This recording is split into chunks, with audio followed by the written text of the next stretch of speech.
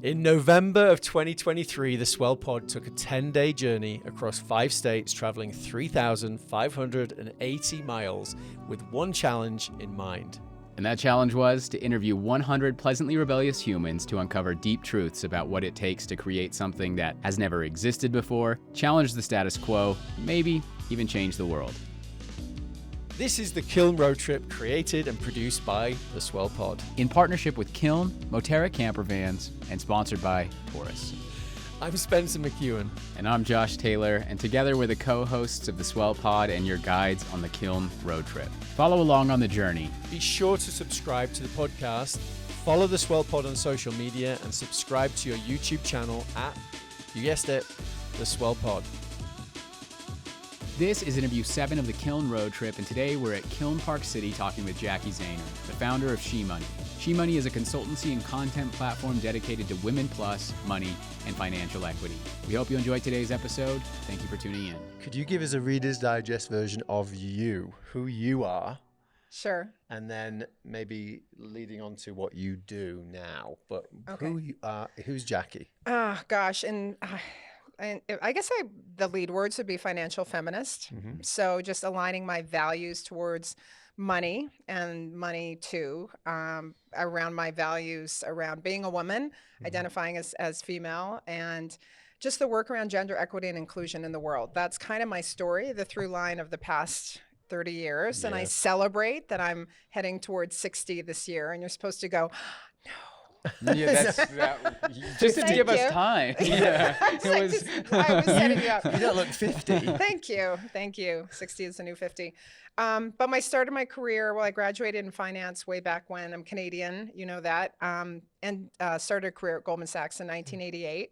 Had a 14-year career, youngest woman and first female woman ever to make partner. So that's kind of my claim to fame. But I was also a pre-IPO woman partner, which meant that I had a big windfall when the firm went public, so had that experience. And then for the past really 25 years, I left Goldman in 2002, but spent a lot of time in philanthropy, called Gender Lens Philanthropy, a lot of time as an investor, primarily in women entrepreneurs and funds, and in the wealth management field in general. And just really, that's my purpose, is to align women, money, and power, which is probably what we're going to talk about today more than anything, which is my new business, SheMoney.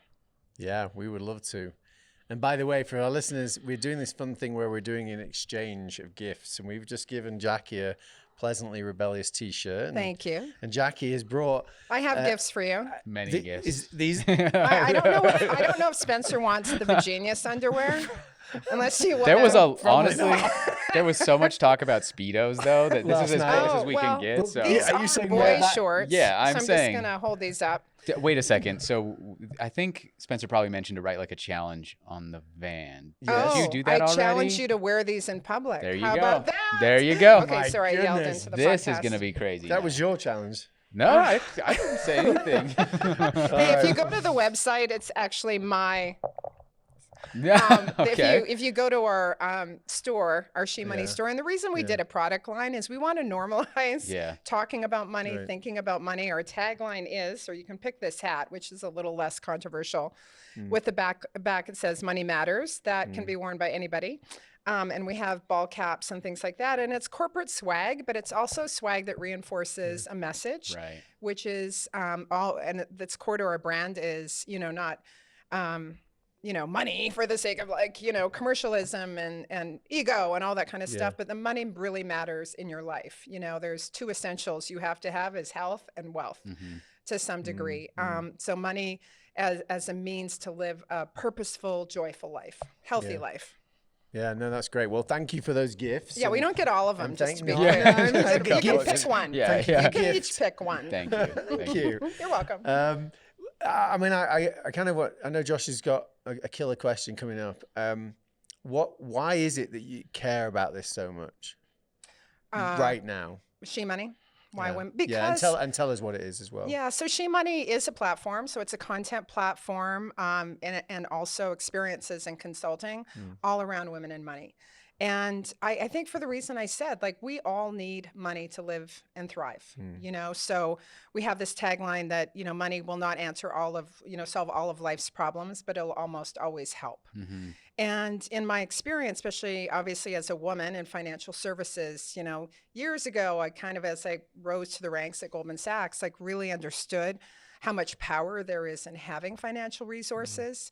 And so that sort of, and where women were just basically absent, you know, I was the, you know, even at that time, you know, kind of one of the only women in those kinds of positions. And as I went through the past 25 years, you know, having a career in financial services means everyone wants to talk to you about money. And there's still so much shame and blame and embarrassment around money, and layer in kind of these social norms that says, well, people shouldn't talk about money, but if you're a woman, you shouldn't talk about money. And I just kept testing, you know, kind of the waters. And I've had, I don't even know how many events. I mean, hundreds and hundreds of events and gatherings where money has been the focal point of that conversation. And no matter if you have $5 or $1 billion, chances are you still have questions that you're not fully engaging with your financial resources as a tool to make your life better and the lives of those around you better. And finally, I said, I just got to do something. You know, I've got one more, you know, I did philanthropy, I did the corporate career. I founded a nonprofit, but I've never founded a real business. And I found some great people to do it with right here in Utah. And I'm like, let's just go for it. You've also been involved in, not to take it away from SheMoney, but I just want to ask about this. So you've also been involved in documentaries, I believe. And I think that there's an interesting, so just from a narrative perspective, but I think you do such a great job telling your story and telling other stories, but also promoting the stories of others. And I'm just wondering, like, you know, how important is that to you, and how much of that do you think about on a regular basis, like promoting both your story and the story of maybe those who are part of your community? Yeah, I love that. That's such a core part of what we do. And there's this great quote, I was trying to find it. History is determined less by the battles that are lost and won than by the stories we come to love and believe in. And I think it's Sam Goddard, I think, who said that quote. And I believe that. And storytelling, you know, is such a part of our community. Like the sister brand to SheMoney is She Place, which is a community anchored here in Salt Lake, but really, or Park City or Utah, but really national because of my, you know, I've lived all over the place and, you know, have folks all around the place, around the world. So that's the social network part of what we do. But every month we lift up the profiles of at least 3 amazing women in Women Plus in our community, and we tell their stories and share their stories. And also it's what we're planning for next year is to be a full out content platform around women and money. In fact, just before this call today, I was on the phone with Rosie Rios, who was the former treasurer of the United States, who we, fingers crossed, will be one of our keynote speakers for our summit next year. So Rosie, if you look at your bills, you'll probably see her name on it, quite literally. And we were talking about, she led a project, it was called, like, I think the U.S. Women Quarters Initiative or something, where the idea that we need to see the faces of women on our currency. But we were talking about this storytelling, and she's writing a book. I'm working on a memoir. She's working on a memoir. And we need to elevate sort of the stories of everybody, right? Like everyone deserves to have their story told, but especially around women and money. And I hope one of the many ambitious things I'd like to do is create a national traveling exhibit on the role of women in our money and our economy. Wow. So, and then I want to have a portal, like we're working on, like TEDish talks all around women and money as a central theme, as well as a podcast, and also have folks come in and tell their money stories. And not just like, here's how I made it, but here's what I learned. Here's what I would have still want to unlearn, right? Like, how do we share stories about money with each other that are helpful? Because, you know, as Brene Brown says, and she would be my dream keynote speaker, there is probably not a subject where shame is as deeply connected to something as money. You know, money and emotion just go hand in hand. So I think that's what we want to, you know, kind of unpack, not just the success stories, but also how do we think about, you know, our relationship to our financial resources. And especially for women, there's often a lot of trauma associated with that. Tell me what you mean by that. Well, so we discovered, actually, this course. It's called The Trauma of Money. And the founder is this woman named Untitled Chapter. We brought her to Utah in November to have a workshop, and I'm taking her course, which is an 18-week certification course, basically the intersection of money and trauma. So what she means by that, and I can't do it justice in 30 seconds, but there's a lot of layers when you think of big T, little t trauma. And this isn't just for women, obviously.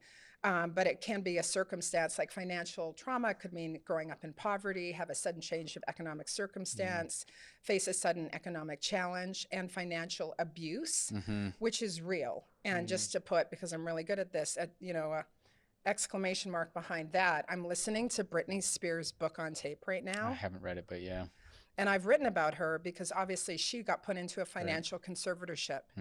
So whether it's formal ways that and she's a woman. I don't think it would have happened to her if she was a male artist. There's no example of that, actually. Right. But so it can be personal, but it's also systemic and cultural. And the course would also say that capitalism has its own form of trauma embedded in it.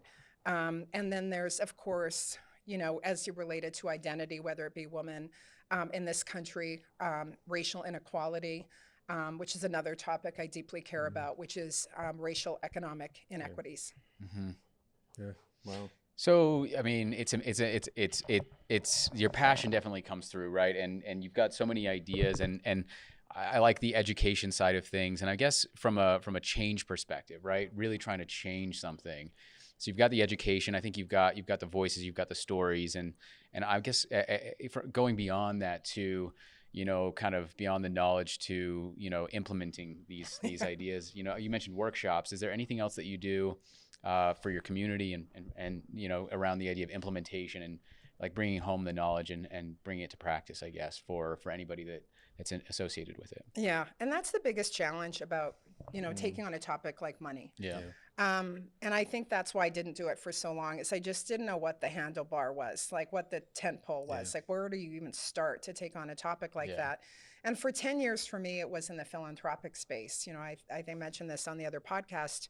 I co-founded a global network of women philanthropists called Women Moving Millions, which is the largest global network of women giving to women in the world. And a safe way for women to start engaging with their money is through giving, right? Like it's who doesn't think we should, give, no matter what level of wealth, but certainly for the high net worth individuals. And so that for a while, for 10 years, was that tent pole. And when I tried to think about what's a business model, right? Because the last thing I would do at this point in my life is start another nonprofit. Been there, done that. Do not want to compete for that kind of capital. And, the thing that's true, for women when they come up, especially with ideas, that we're always so encouraged. You should, can you go set that up as a are you a nonprofit? I can't tell you the number of times I even get that question. And but thinking about the challenge of setting up a business that might be perceived as something philanthropic in a for-profit business model was, one of the questions, what's your biggest hurdle? Is having, pushing back when people say, why don't you do that as a nonprofit? Wouldn't it be easier? And I say to them, if we did, I think that people would want to support it from a business alignment perspective, from a product, from courses. And then we have to think about the implications when we set up businesses of if this is successful, how does this play out? Yeah. And my hope for it to play out is in a highly successful business that either is a going concern or has an exit. So I think a lot about, business model and, to the point of like, where does revenue come from? Like, how do we think about it? I was very fortunate that I could self-fund the business, and I'm still doing that. And I think that's why a lot of businesses, don't get started, because if you can't tell that story right away, if you don't have that sight line to revenue, and it's not a scalable business for which venture capital is the right, source of capital, then those types of businesses don't get started. So I think my business model is somewhat unique because I was able to self-fund it enough to test the water.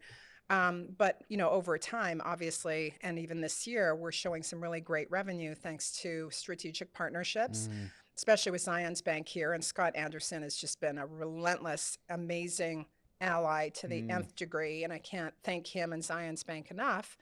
but also we're being supported by the state of Utah, who deeply recognize that Utah, you might not know this, we rank the lowest in the entire country in terms of gender inequality, the gender gap. Yeah. And there could be a lot of reasons for that, but they are deeply care about that. And one of the ways they caring or supporting us in our programming, which is workshops, which will be a big summit in 2023, which will be highly available and free content. Big category of that is access, like finding the right kind of capital to grow and scale your business. And we have tremendous resources around that on our website, and so much more. So this is really our first year of operation as SheMoney, and to get that degree of local validation and support is pretty exciting and honestly overwhelming. Yeah. That is especially in the community, like in what the community you just explained. So it's like, that is promising, isn't it? Oh my gosh. And I look for those signs, because if it's only me funding everything, that's only sustainable for so long. Yeah. So you're building this, I mean, you've got She Place, a platform, content platform, SheMoney. She Place is a community. SheMoney is the financial content consultancy events around money, women and money. And that's where the revenue, I was going to say, where's the revenue? What is the business model? How do you make money? Yeah. Before we get into the rest of the episode, we want to thank the partners and sponsors who made the Kiln Road Trip possible. The Kiln Road Trip is brought to you by Kiln. Kiln is a boutique co-working and flex office community with 13 locations in 6 states across the West, dedicated to providing innovative workspaces that empower your team to thrive. Whether you're a solo visionary or an enterprise-level team of up to 100, Kiln transcends being merely a place to work. It's a hub for learning and connecting with like-minded professionals that will make you and your team love where you work. And if you haven't stepped foot inside a kiln yet, you really need to. On this road trip, we visited every single location, and trust us when we say once you see these beautifully designed spaces, meet the talented team, and connect with fellow members, you won't want to work anywhere else. Locations include Utah, Colorado, Idaho, Oregon, California, and Arizona. And they're growing too, with multiple locations set to open in 2024. Yeah, so be sure to check out the Kiln locations nearest you by booking a tour at Kiln.com and answer Swell in the question, how did you hear about us? Once you complete the tour, you'll be entered into a competition where you could win a 1-year membership, their club membership at Kiln. Yep, you heard that. That's Kiln.com, book a tour, and be sure to mention Swell in the question, how did you hear about us? The Kiln Road Trip is also brought to you by Moterra Campervans, a luxury campervan rental company for iconic road trips. Their top-of-the-line vans are available at 7 locations located near America's best outdoor adventure destinations. They have consistently earned the highest customer ratings in the industry, making Moterra Campervans your gateway to adventure without sacrificing on comfort or service. That's true, and initially we wanted to take this journey in a 1960s VW bus, but thankfully we found Moterra instead. With 3 van options, we took the Pop Top Classic, which sleeps 4 and is best for those who want to maximize floor space and storage. This was critical for us because it needed to sleep the entire crew, we needed space to edit, and we were traveling with large amounts of equipment, luggage, and other goodies that we picked up along the way. And this van took us through all 3,580 miles of the trip. Super comfortable and sweet to drive. And actually, Moterra offers fully planned itineraries if you'd rather leave the planning to someone else. Visit gomoterra.com/swell. That's gomoterra.com/swell. This episode is also brought to you by Taurus. Taurus is leading the charge in home energy storage. Taurus makes it easy to achieve energy independence and a greener tomorrow. The Taurus station provides everything you need to generate clean power, efficiently store electricity, and easily manage your energy use. And installing a Taurus station offers plenty of benefits, including save money on your electricity bill, also ensure energy security with backup power during outages, reduce carbon emissions with renewables. You can also automate EV charging and HVAC systems with 100% renewables, and enjoy unrivaled system monitoring and support. If you like the sound of those benefits, get a quote to build your Taurus station in less than 30 seconds. Super easy at taurus.co. That's TORUS.co. Now, let's get back to the episode. It's exactly that. I mean, It's on the SheMoney side. We're not charging people for membership. We might eventually as we offer more services.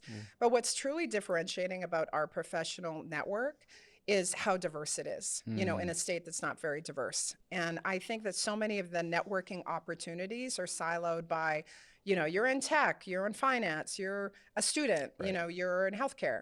And we really want it to be an inclusive network where anyone, and we welcome male allies who really want to come together to support other women and lift each other up, can come. So there's no model for that, and that was it still cost me a lot of money, but that's okay. The revenue side is really coming with SheMoney, with strategic partnerships like with Zions Bank, who really helped underwrite a lot of our activities for a whole year, because, you know, at my age and my level to go, and frankly, I appreciate every dollar. I'm not entitled to anyone's money, but to spend my time trying to raise $5,000 at a time versus a much higher level of sponsorship, you know, it just takes so much time. So sponsorships, we are selling underwear and hats. That's more for fun.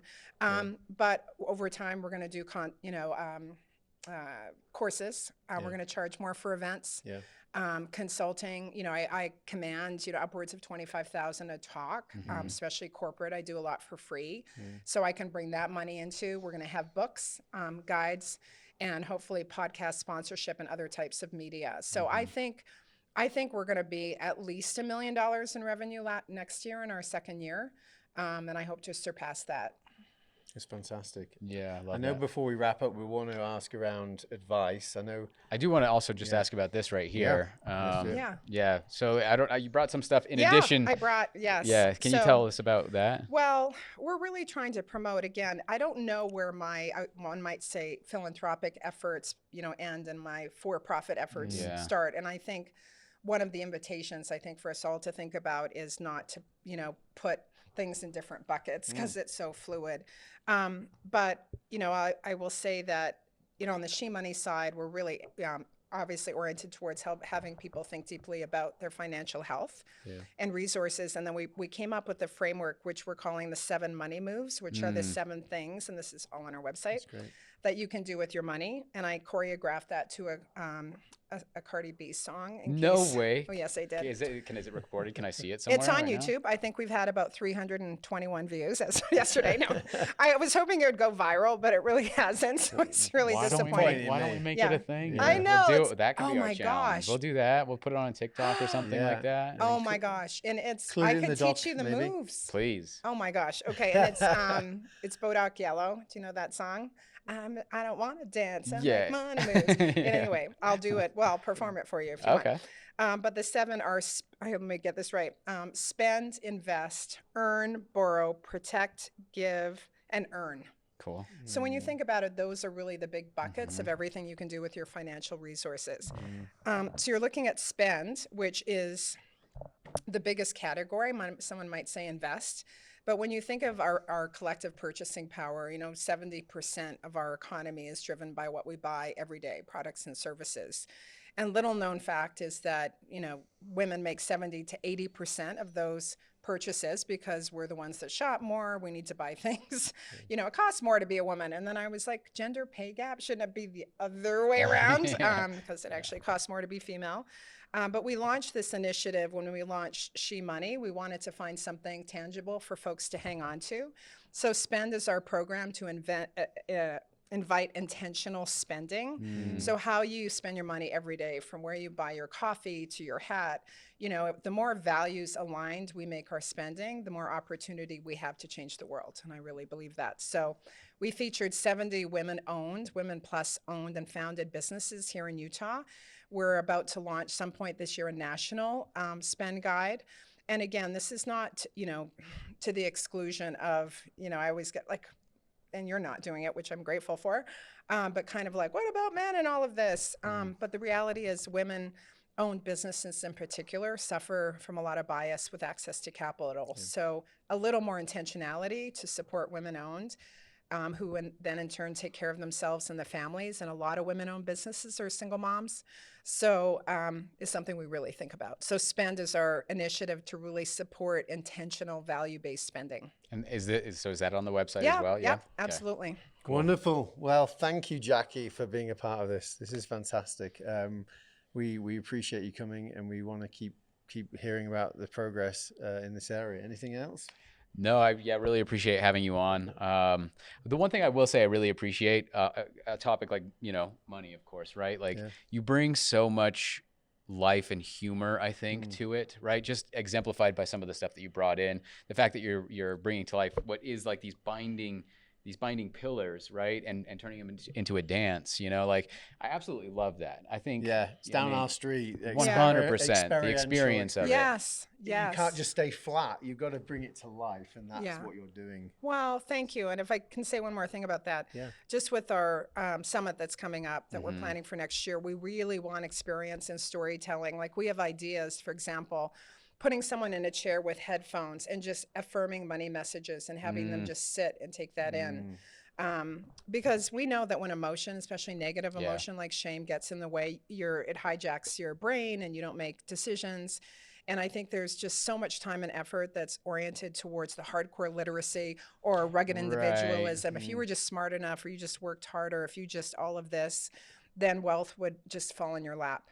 And the reality is that's not the case. And we have to be normalizing it and making it more accessible and fun. So thank you. Yeah. Thank you for pointing that out. And that's what we want to do, put the fun in finance. So good.